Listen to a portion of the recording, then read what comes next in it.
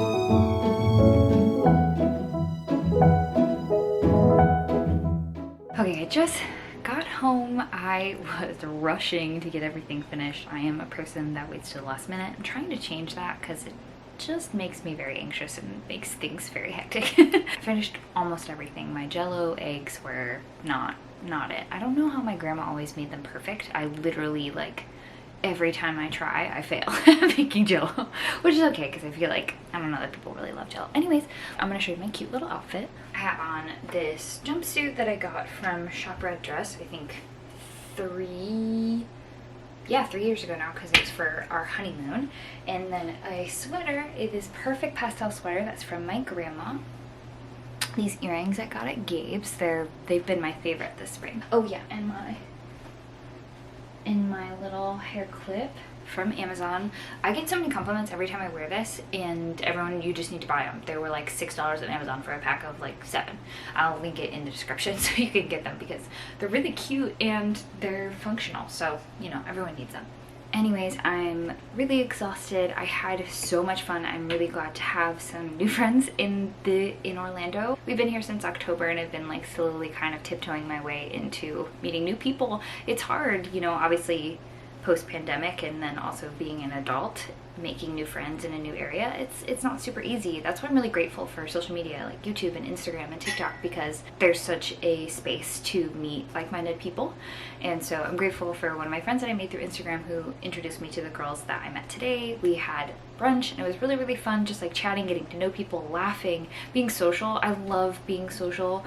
I am like half and half. I need time by myself to recharge. I love a moment alone. I love a solo park date. I love a solo any kind of date, reading all day, sleeping, but I also love being around people. So I'm exhausted because I'm not around people that often anymore, but in the best way, and feel very satisfied. I'm really, really grateful. And we had some really yummy food.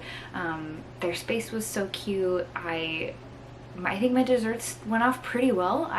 The recipe for the cassava flour cupcakes like needs some tweaking on my part. I don't think I did it perfectly. I also used vegan butter, which was probably part of the reason why it wasn't like quite the best, but we'll try it again. I thought overall they were pretty good. I need to get better at buttercream. For some reason my buttercream never turns out like I imagine it's going to, like other people's it is, and it's not a hard recipe, so I don't know how I always kind of mess it up, but we're gonna keep learning. I want to become a better baker and a better cook, so definitely something I'm gonna try and do more of this year. So thank you guys for baking with me, and I will see you soon. We're heading home for Easter, so I'm gonna do a little pack with me soon, so I will definitely see you guys soon.